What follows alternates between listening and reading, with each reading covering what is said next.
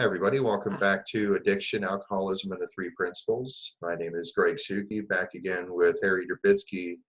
Today we're joined by Christian Olsen, and we're going to cover the topic of nicotine addiction and the three principles.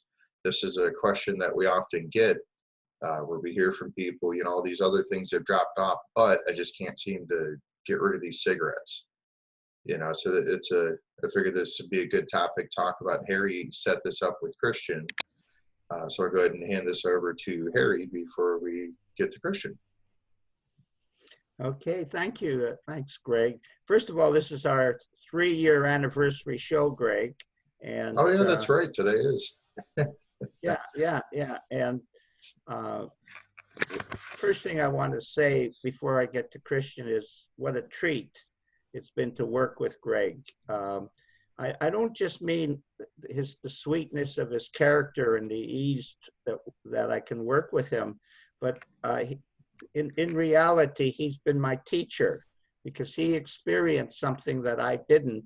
And through his words and his teachings, I've learned so much about addiction and the subject itself.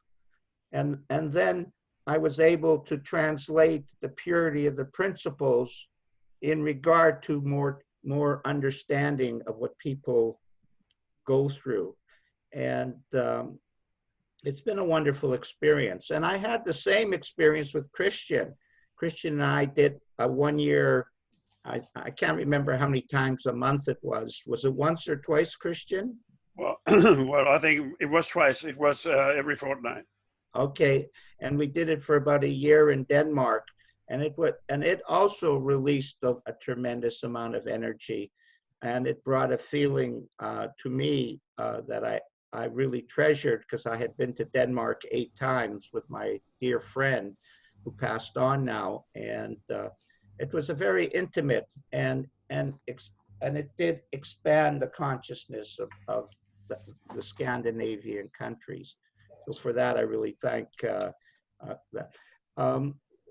One of the things I wanted, before we talk about the topic, and the reason I asked Christian on is because he's written a book on the nicotine addiction. He's done programs in Denmark with regards to it. And the last time I was on his show, which was somewhere not too long ago, I was impressed with his clarity with regards to the subject. I saw that he had grown. And that is one of the things I want people to understand is what we were before is not who we are now. And that is really important to see other people growing. And it's much more important for you to see it than someone to tell you that person has grown. It's not as valuable unless you see it for yourself, type of thing. So with that thing, now, before we get to the topic, Christian has been part of an amazing project, I call amazing, where he helped organize a book where a bunch, maybe 10, 15 people from Denmark and Greenland and different countries wrote a book in Danish, and then he helped promote it. Could you talk a little bit about that, Christian, before we get to the topic? Sure. The reason why I came up with the idea was that earlier I wrote a book on 3P, which was called "You See the World as You Are," and the problem with that book was nobody understood it. So I thought I might try another angle, and then I came up with the idea that it would probably be a good idea if a lot of people would share their experiences with the meeting with the three principles and the effect it had on their daily life and especially the quality of their life experience.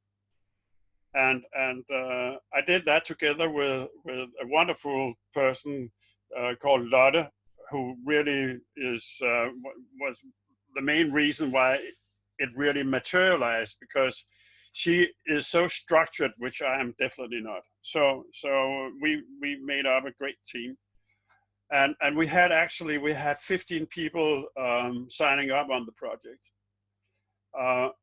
of which one came from Greenland. Now, I just want to mention Greenland very shortly or briefly, because Greenland, from a 3P point of view, has been extremely interesting.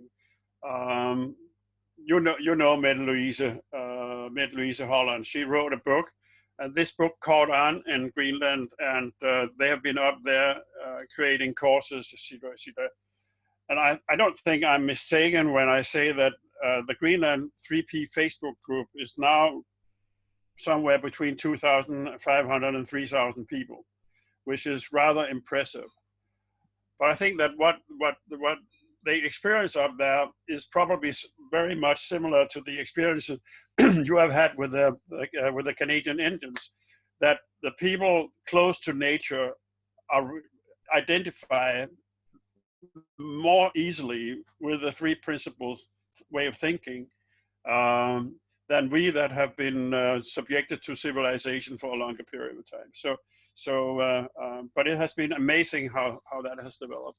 And what we did was then, in order to get that message out on the book, then we made a national reading day on the 2nd of October.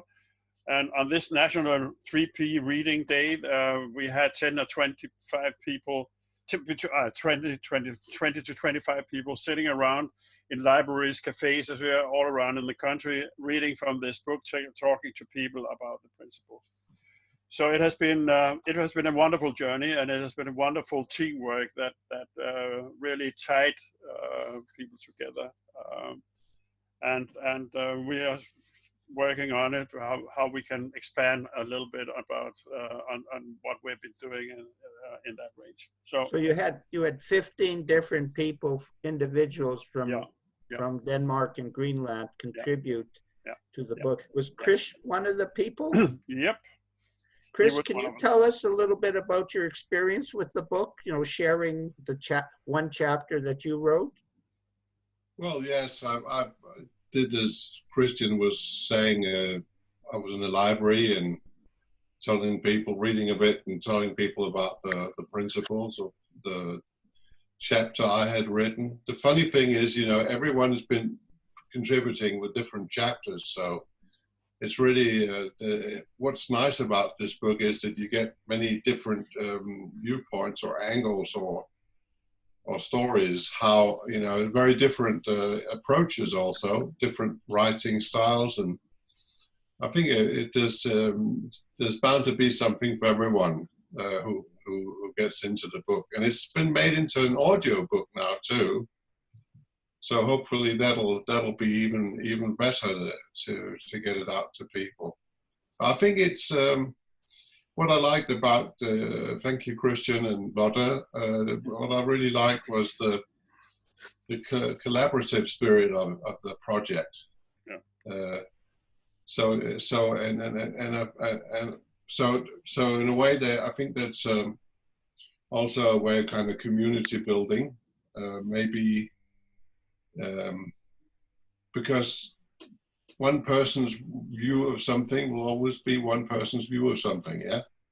So having very different, like, different people looking at the same diamond, maybe it's, you'll read something or see something that really resonates with you because it's coming through this, through a personal filter, I guess.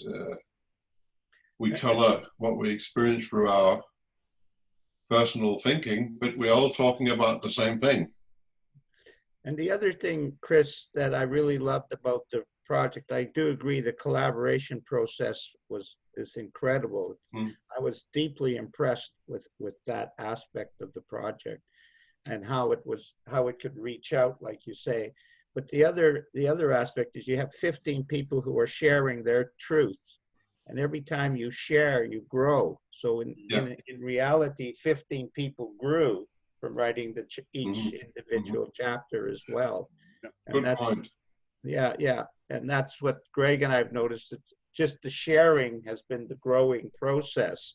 And then, of course, you learn, oh, I can write a chapter in a book that can help 1 or 2 or 3 or 4 or 10 people. It's a beautiful. I think the whole thing is that there needs to be some kind of hardcore coordinators, you know, some people like Christian and Lotta, maybe very much Lotta, that have this ability to you know, meet deadlines and, you know, be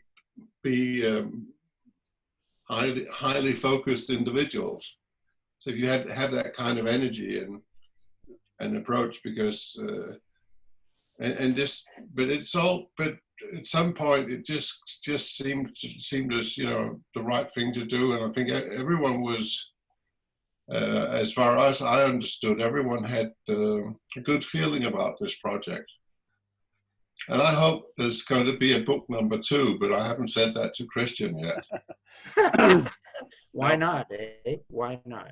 No. And so we highlight a little bit of the community aspect of Denmark. It's a different culture than North America.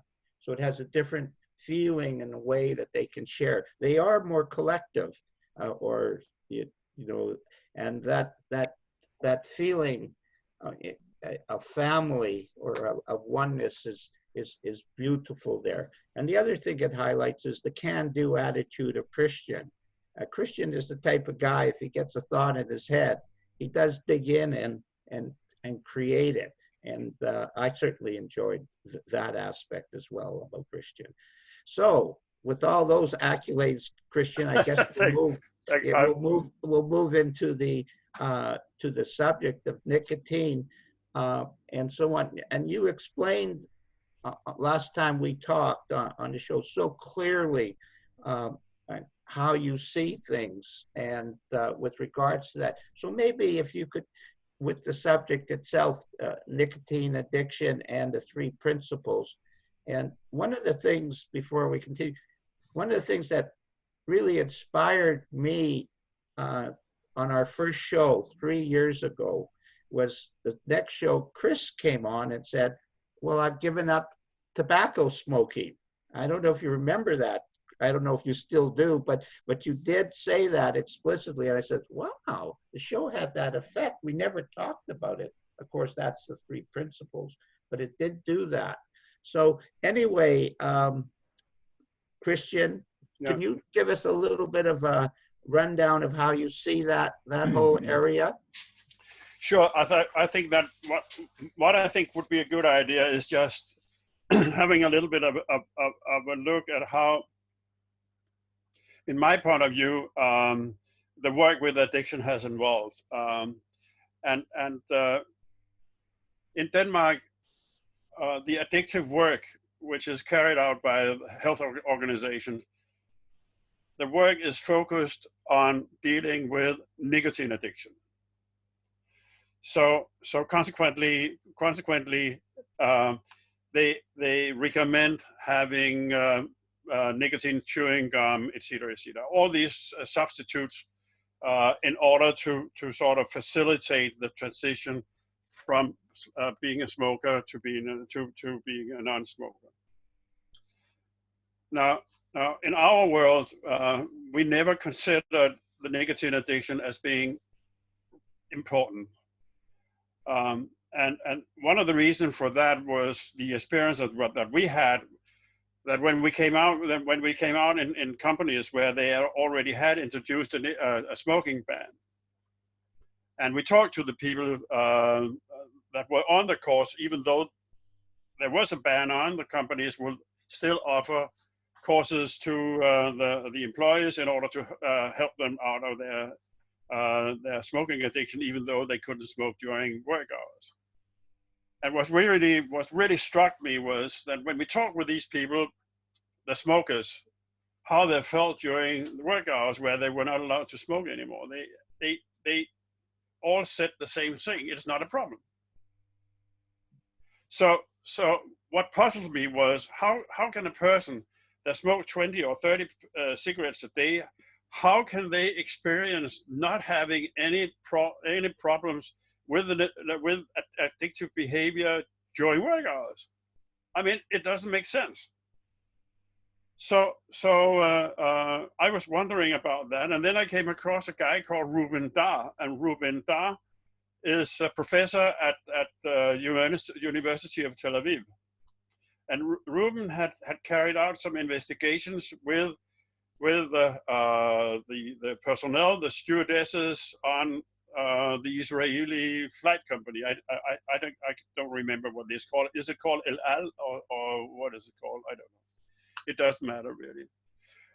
But when he interviewed the stewardesses or the flight personnel and talked about how they felt during the long hauls they were flying on, they all said it's not a problem.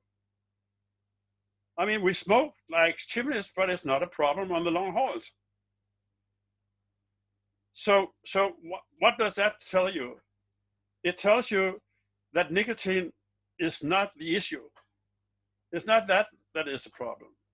Because as soon as people experience that it's not possible to smoke, then they have no withdrawal problems. I think that's very interesting.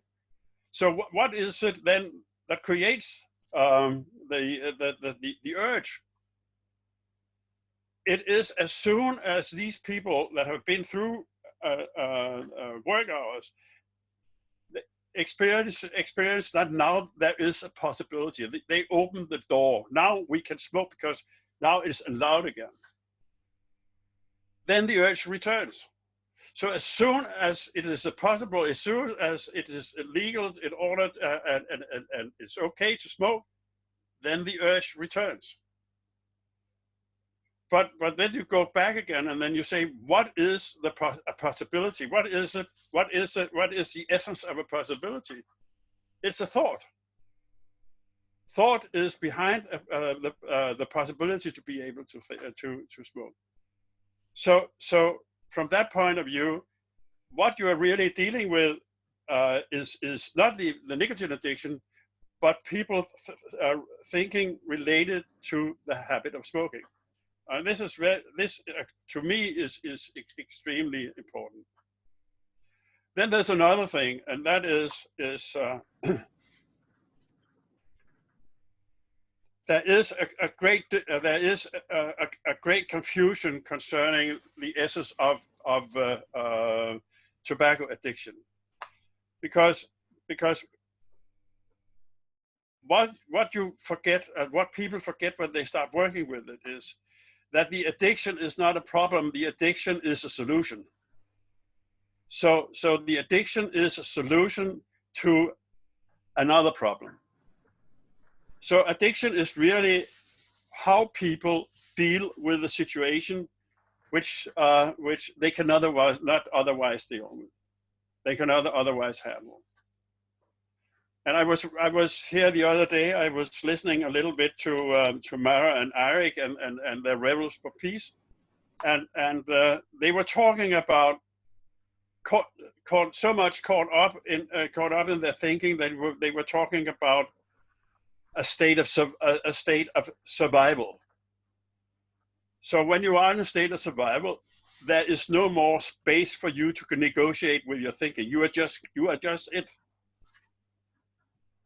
And when you are it, you start looking for solutions to how can I get out of this? Because one of the things that really drives everybody, it doesn't matter whether you smoke or not, is the basic urge to feel better. You want to feel nice. And to me, that is what I would call, so this feeling of feeling nice is really a spiritual call to oneness. Because harmony is very close to oneness. So everything we do in order to feel better. So when people are in a situation where they're stressed, etc., and they can't seem to find a way out, what do? They use whatever they have used for ages. They use a substance, they use food, they use whatever they use in order to get to feel better.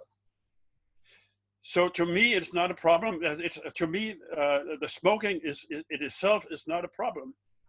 It is what smoking is helping in the first place.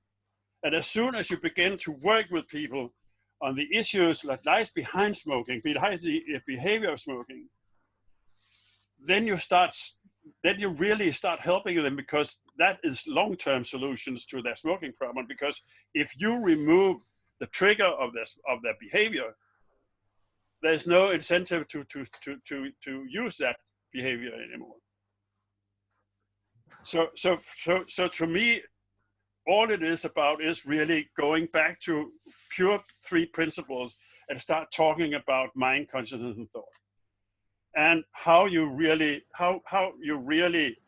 when you start smoking, really are dealing with your thinking in the moment. Much more than going out and try to solve the problems you're sitting in. So go back again and create what I love, the expression, go back and create space around your thinking so that you have a choice. Because as long as you're stuck in your thinking, you don't have any choice. And that was one of the things I loved about Mara and I's statement, that was that when you're so filled up with your thinking, you really don't see a choice anywhere. And therefore you have to fall back on the addictive behavior, because it has solved your problems, you think, over and over again. Yeah, and that is a vital point, is that, you know, you look at people who have gone in for addiction treatment, and they're in a program for, you know, 30, 60, 90 days, sometimes 4 months, and they come out and they use again. Yeah. It's not a physical addiction at that point. They've been detoxed from it, so the true cause is what's still there, yeah, even though the symptom of the addictive habit has gone away. Yeah. The cause can still be hanging around. That's why you see a lot of people changing their addictions. They may stop using hard drugs or alcohol, but then they switch to, you know, smoking more cigarettes, or, you know, they eat more food or something like that. Yeah. But we actually have Yvonne with his hand up. You look like you were unmuted, Yvonne. Oh, I tried. It won't let me. There you go. Yes, I totally agree with Christian. My story, I started smoking when I was 12, and quit smoking when I was in 2008, 12 years ago, 55. I was at that time, something like that, 53.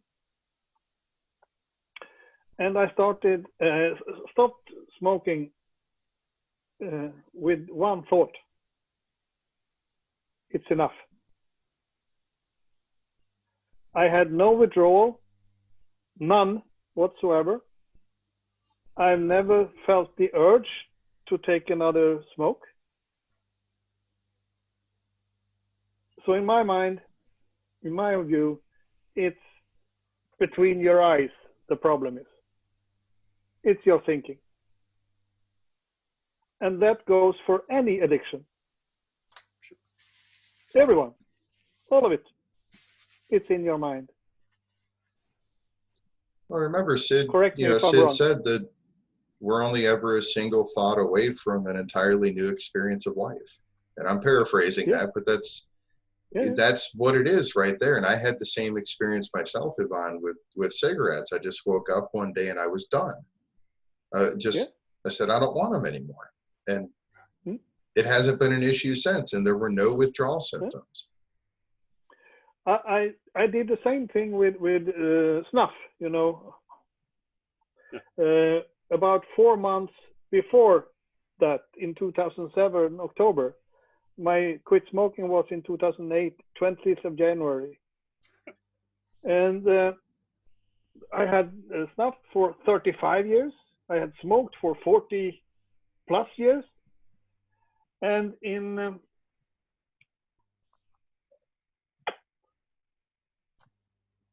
1990, I had been drinking heavily for almost 5 years. And I had the same experience then. Just one thought: enough. And there has been no withdrawal, no urge, nothing in those 3 examples: drinking, snuffing, smoking, nothing. So to me, it's crystal clear. It's between my ears, in here. It's interesting, Ivan. I was, say, 14 or 15 years old, and my grandfather had been smoking all his life, maybe 2-3 packs a day. And he had this horrendous cough that in those old days, the cigarettes were, I think, a little grosser. And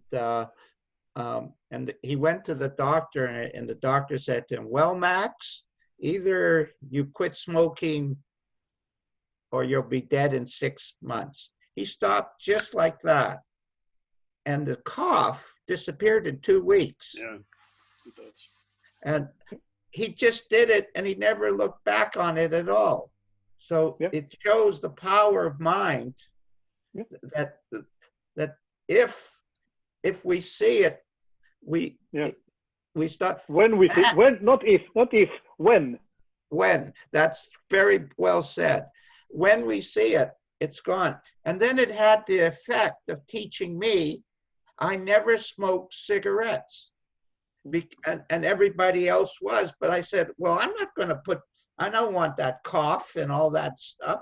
And so it not only helped him, but it taught me about, no, I'm not going to, it mentored me not to smoke things. The only negative with it, Ivan, was that at Christmas and different things, you didn't know what to buy him as a present anymore, because we were feeding these cigarettes to him like crazy. It made it perfect. But besides that, it was, and he lived, the health, the regeneration from nicotine smoking is surprisingly quick. So it isn't, I think we've highlighted something here with Greg and Christian and you are talking about. The addiction is an illusion where we tie it to the image that it has the chemical hookups, and when in reality, when we see it properly, it's just thought. And nobody can tell someone that answer, because of course they have to have an insider see it for themselves. Yeah. But it's still just. I think Harry, I think it's really, when you look at it, it's really very ironic, because addiction is a solution to it's really a solution to your thinking. Because your stress, whatever you are trying to solve with the addiction, is really created by your thinking. So you're remedying something with a substance that you really have constructed yourself through your thinking.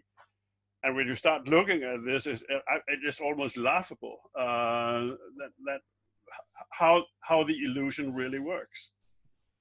And you just reminded me of when I used to smoke. I remember there were times when I wouldn't feel like I needed a cigarette until I saw a clock and realized how long it had been since I'd had a cigarette. And then suddenly I had tightness in my chest and I got stressed out and I felt like I really needed to go outside and have a cigarette. Exactly. And then as soon as I had that cigarette, in fact, if I really paid close enough attention, it's probably as soon as it was in my hand, not even, actually taking a hit off it, then I start feeling better, because I just got rid of all the thinking I just created. Yeah, it is quite, actually it's quite funny. It's comical, it is. Yeah, it is very comical. And it really highlights the problem of the fact that you cannot experience a problem unless you think about it.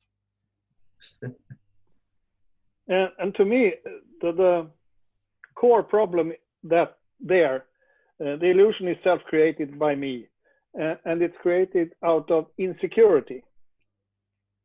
And that makes smoking or drinking or whatever addiction a solution to that insecurity.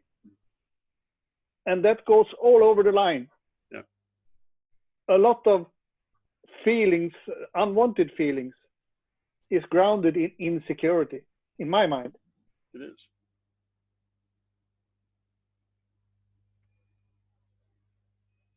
And when you become conscious of how it works, that's the solution. I had an experience. I have a medical issue, and and I took this very strong drug was given to me, and it affected me emotionally. Like I could see it affected me physically.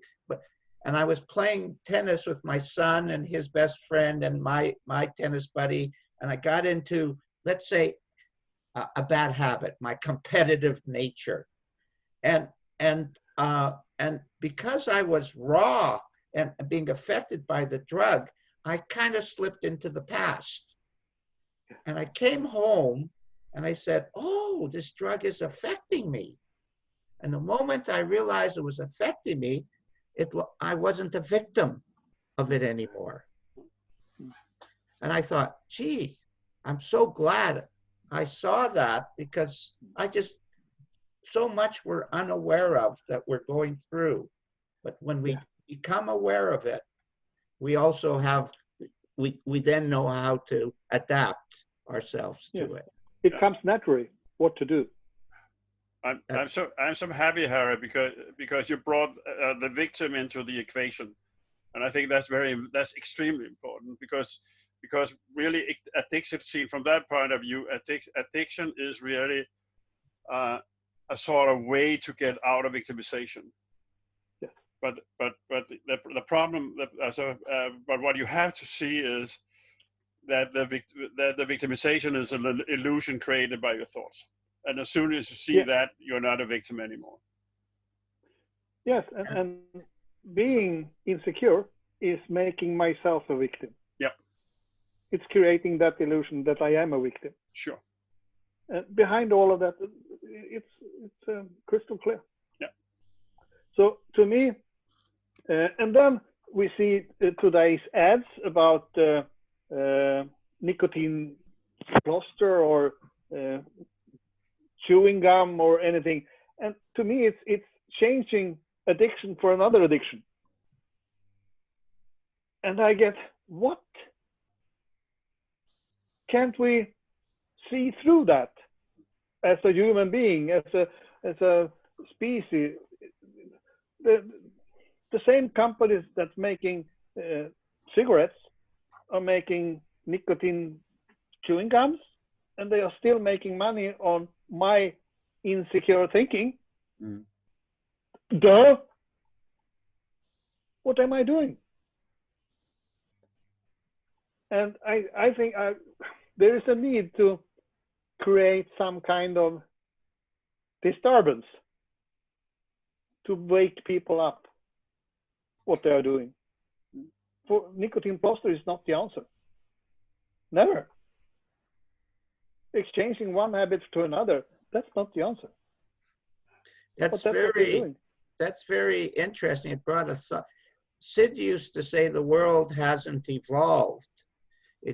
What happens is they went to peace, not because they understood the value of peace. They just got tired of war.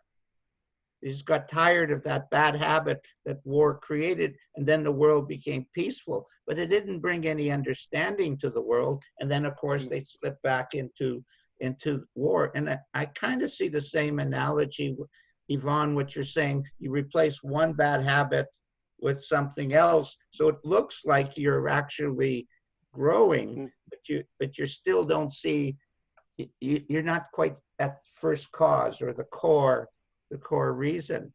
So there's no insight behind it. That's right. That's right. Or the only way to create a lasting transformation is an insight. Mm. And changing cigarettes to chewing gums, it's not an insight. But it can be an aid, but as you say, if you want to, Harry, it's not going to bring more happiness to you. You might have some temporary relief from it. But relief from what? From an illusion? Well, I think that yes, Christian. Okay, now I think we're obviously nicotine products have their merits, because otherwise they wouldn't be there. So they have them. They do. in the short term they do. What the goals of the nicotine products really are is to relieve the lungs from being exposed to smoke.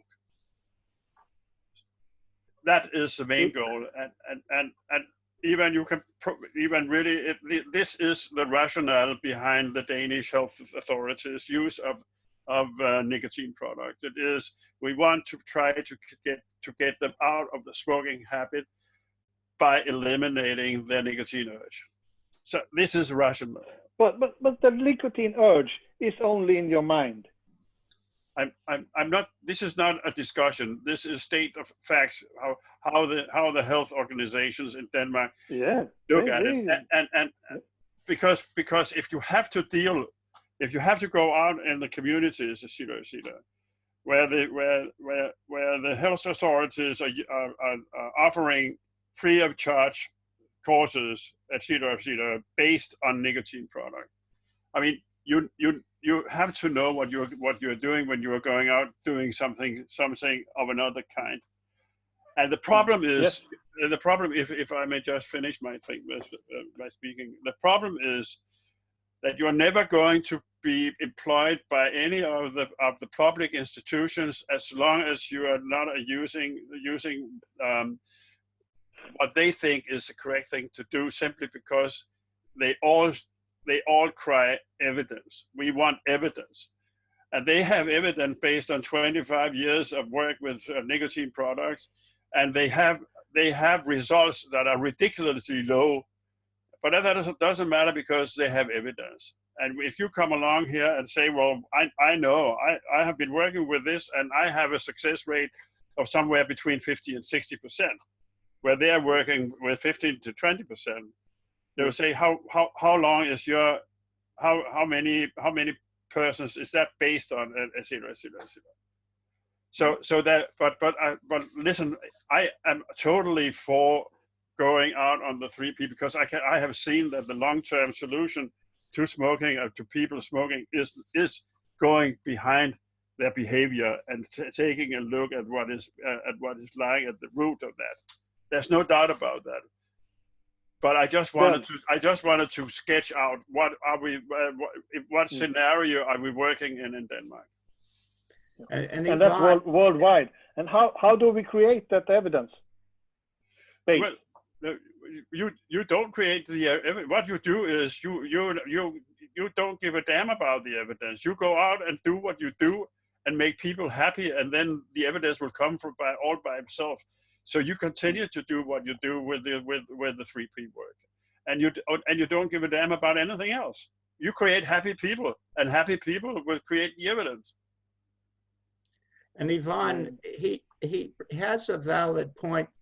I had to look at this medical assisted drug treatment that they have for heroin and so on. And at first I was very prejudiced against it, but then I did a show with a doctor who specializes in that area. And it is definitely helping quite a few people. Like, first of all, they feel incapable of handling the urge or the addiction that they're there. And then it takes that desire away. And for some of them, a fair amount of them, it provides a relief from it. And for some of them, it's all they need to be able to walk freely away from it. So I started to see that it, like the desire, 3P gives you an understanding of what creates a desire, which is all addiction is. And when you have that insight, to use your words or our words, you then understand what creates the desire, and you probably also understand how to walk away from the desire, which is interesting in 3P, not always a piece of cake. A lot of people have a fairly deep understanding of 3P, but still are controlled by that desire. But the medical assisted thing, like the nicotine chewing gum or whatever it is, for certain people does help them to live a better life. or to feel not controlled. So it's a evolution. Rather, it may not be as pure as a enlightenment experience, but as I'm aware of, I'm not enlightened, and Sid was enlightened. So I have to admit his experience was a little bit more insightful than mine. But you are enlightened, Harry. We all are. Yes, Yeah. That's the true message, is that we've forgotten that. That's the True. whole point. That's why we're here. We've forgotten the fact that we are all enlightened already. We've forgotten the fact that we're all naturally free from addictions and depression and anxiety. Oh, exactly. We've forgotten that. That's why we experience those things. Yeah. Yes. You know, we're standing in cool, clean water, dying of thirst. Yeah. Yes. That's the whole reason we're here, is to remind other people that we are already there. We are already at the end point that we're seeking. Yeah. What's going on, Bob? I was going to say, we can even see the light on the left side of Harry's face there. So we know he's enlightened. He's glowing. Thank you. He's radiant. Excuse me. Yeah. No comment. But that's correct, Greg. But we What are you said all is- capable of having that Sid experience at any moment. Mm. I don't know how to explain. Nobody knows how to explain why certain people have it and certain people don't, but we're all capable of it. And I have a feeling it just depends on how attached we are to the story of me, to what we, you know, who we believe we are. Because in my experience, it's when I'm willing to let go of those ideas is when I have my insights. Yeah. That's when the truth comes out. When when you dump out the stale wine and you can pour in the fresh wine, that old adage about that. It's the same with our minds. If we're filling it up with all of these ideas and beliefs, and we're so damn sure that it's true, we're so damn sure that this political party is better than the other one, and this whatever, we're restricting ourselves. We're not allowing that wisdom to come in. That's the whole purpose of what we're talking about here, is the fact that we are already there. We're already in touch with that wisdom at every moment of every day. We just forget it. That's the human experience of this. The human experience is forgetting, and the spiritual experience is remembering. It's that simple. Beautiful said. Yeah, that's great said.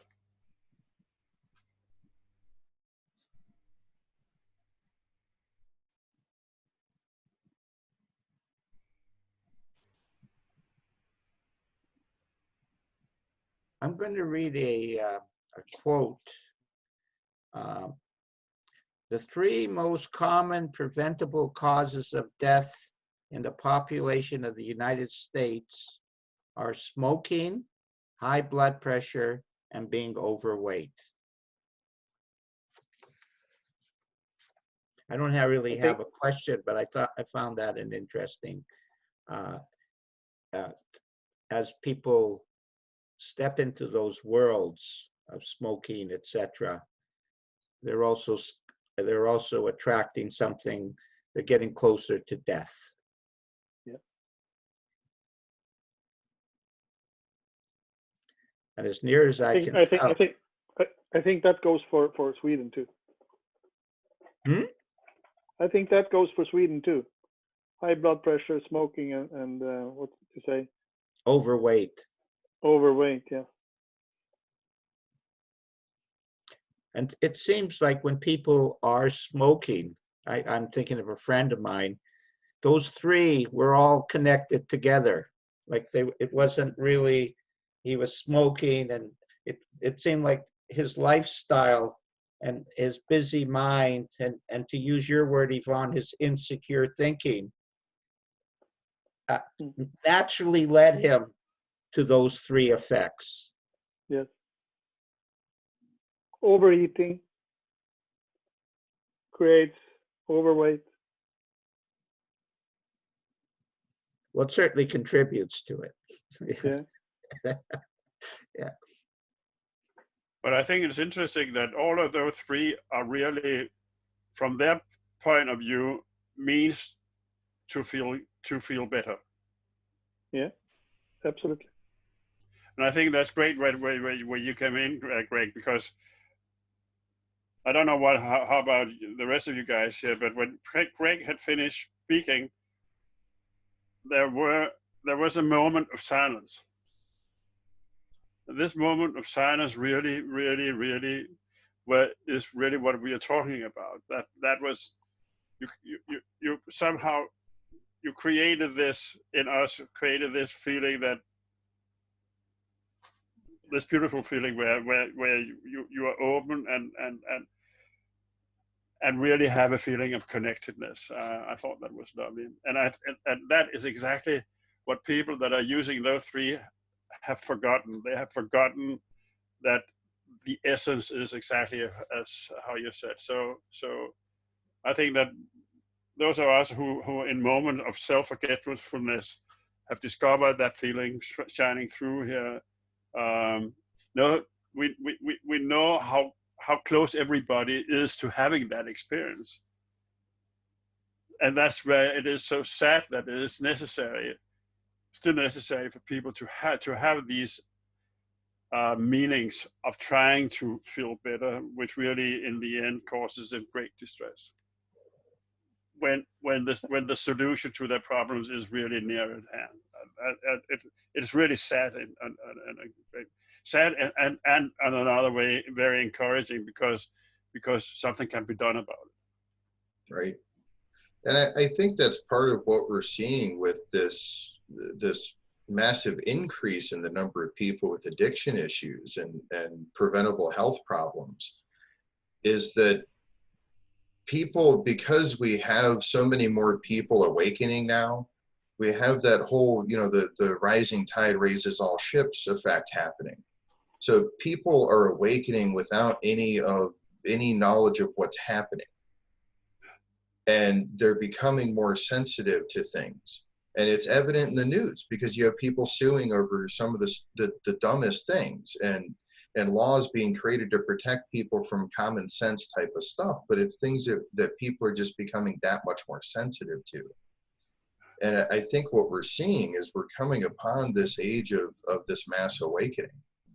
I don't think we're too terribly far away from it. And it's going to go one way or the other. We can keep going and drive ourselves into the ground, or we can all, find that peace and utopia that we all really actually want. Yeah. And it's just a matter of what direction people decide to keep looking. And if we keep looking to the physical world, and we keep looking to having, faster, shinier cars and bigger houses and more stuff to put in those houses and, stuff like that, we're missing the mark. We're missing the true connection in life. The true connection is not in sharing things, it's in sharing moments. It's in sharing love. It's in sharing that connection that we all already have. It was so funny, because for so many years of my life, I felt like I didn't fit in anywhere. And then I realized that there is no fitting in, because there's no separation.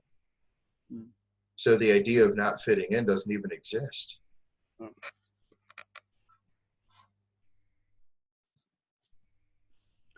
And in the silence, there is magic.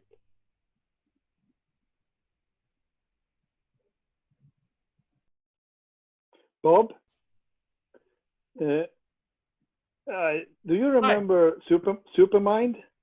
I sure do. That was great. Yeah, that was great. And we had some meetings like this where we talked, and then it went quiet for 5 minutes. That's true.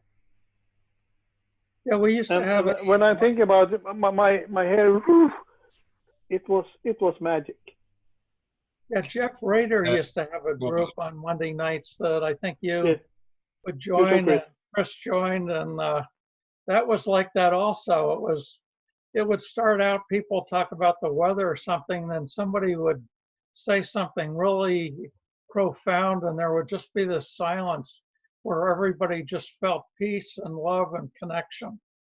That's what it's all about. So that says it's all about the feeling, and it really is. Yeah, Chris, you were there too. Yeah, I remember. I loved it. You know, again and again these meetings, and you know, it was is it 5 years ago? 4 years? 5? Yeah. Yeah, 5. 5 years ago. Yeah, I really loved it. Yeah. Yeah. And I also thought that it was a different. It was rather amazing because a lot of people was kind of getting into this whole world, and yeah, I remember some really good talks and some really good silent moments. Yeah. Yeah.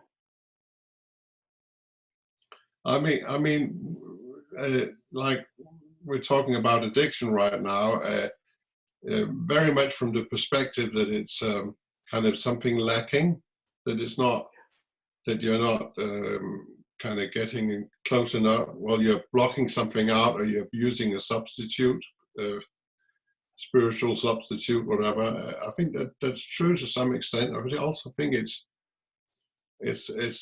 important to see that everyone has their story, or like, I don't think people like getting into a stereotype, like, oh, you're like this and this because this and this. I think the connection is, if people want to have to change or change behavior, they must feel connection and heart. They must feel connected with each other, not judged or like you should, you know, do different.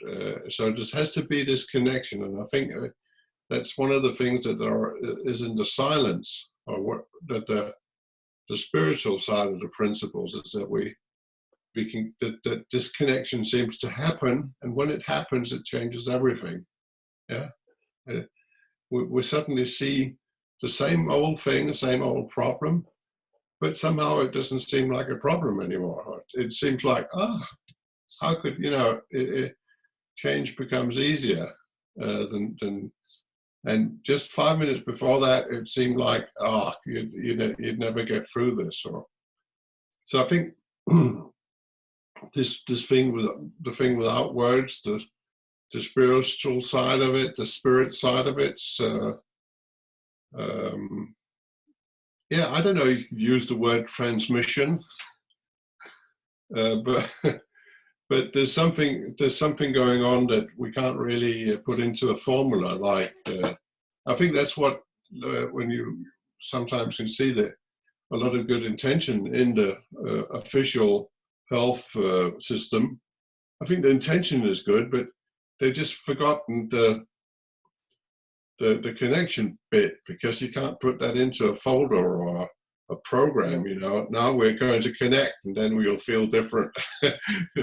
It's like the subtlety of it, in a way, that we need to address and be aware of.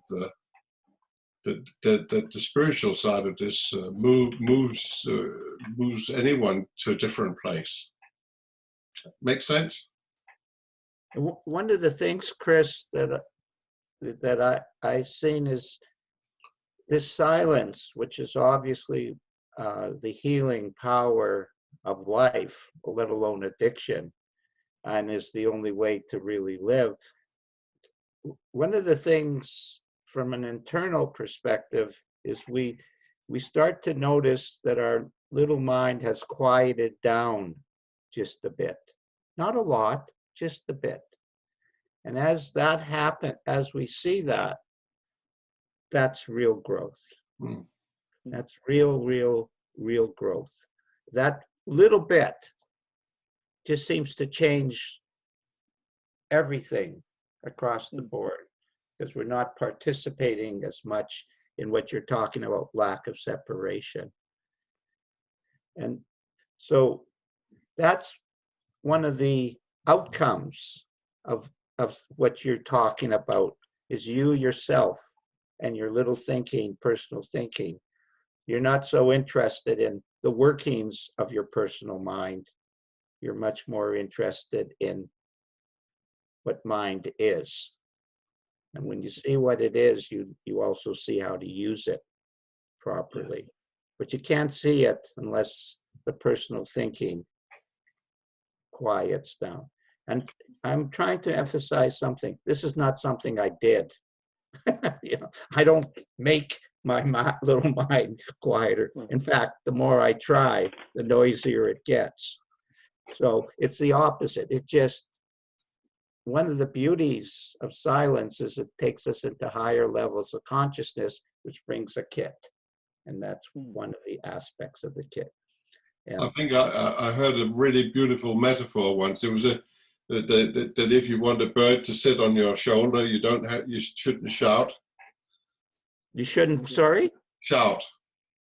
Shout. Oh, okay, Yeah, sorry. you can't, shout, come on here, sit on my shoulder. No, you have to find the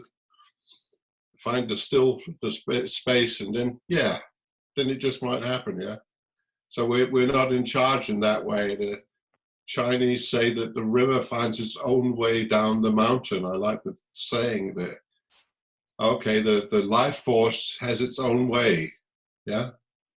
And that's what's important about the principle. Why I love it is that we're entering another paradigm than the usual self-development idea. That's been very, very popular. I've been into that. That it's kind of like we try to develop and develop and develop. And I mean that's just generating more stress, isn't it? And perfection. There's a doing in that. And all the things that so that people can earn more money on, give courses how to deal with that. Yeah.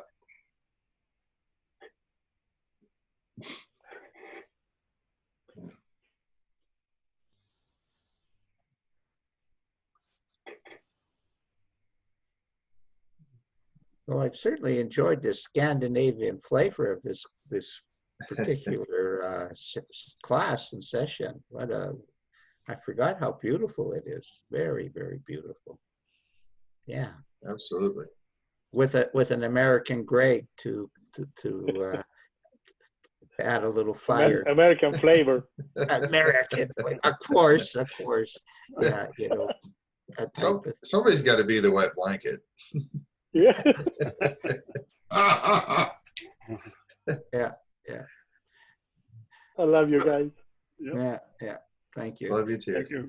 Thank you.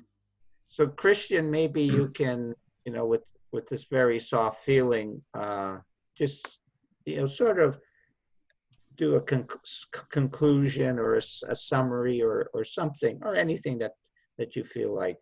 Or sing a song. Well, I think that actually, I think that any comments after what Chris said, which was also creating this beautiful space, would rather be a disturbance than anything else. If I should say something, then it's been great with you guys, and I think that if I should conclude, then it would be by repeating what Greg said about us forgetting who we really are, and remembering that really would solve a lot of problems, and very quickly too. So with that, thank you very much, everybody, for a lovely evening. Thank you, Christian. And thanks, Harry, for 3 years of this. It's been an honor, even the times we butted heads and had our disagreements, but it's been a really it's been a great experience, and I'm glad that you gave me the shove. Well, we gave each other the shove, was the real truth. The real reason Greg and I got together was because of this feeling that we're talking about. When we first met, we both were convinced we were going to talk for 3 minutes to each other and say goodbye. But then Greg talked about his experience of going inside before 3P. And even though the words had no similarity to my own experience on Salt Spring Island, I could feel it was it had the same depth of purity with it. And at that moment, I could feel this impersonal love come over to join with Greg. And luckily for us, what was it, 2 days later we had our first show? well, Maybe we 3. did a couple of clients together, and then what basically happened to start the show, since this is our 3-year anniversary, is I phoned Greg on Friday evening and said, you know, this Zoom stuff is a lot more impressive than I expected, because I had just taught a client and she was crying and stuff, and I just, so I said, why don't we do a show together? And I was thinking a couple of weeks. So Greg says, sure, I know a free room. How about Sunday? So it's Friday evening, and he's saying Sunday. And I said, okay, Sunday. And then he picked a time that was very convenient for me where I live. And I was expecting 2 or 3 people. But Greg sent out this network of energy, and about 28 people showed up. And Greg and I were, I think, a little bit astonished that we had touched a nerve in the 3P and addiction world. And it just exploded. And so we did 2 shows. There was tremendous group participation. The levels were a little different. Just let me finish, Christian, before you go. And so we did it. And then Greg says we should have a guest. So while we're talking, he emails Aaron Turner, and Aaron Turner replies right away. And all of a sudden the show took another level, and on and on and on and on it goes. And so thank you for coming. Thank you. One of the beauties. Thank you. Bye. Much love, everybody. Ja, hej Thomas, længe sen.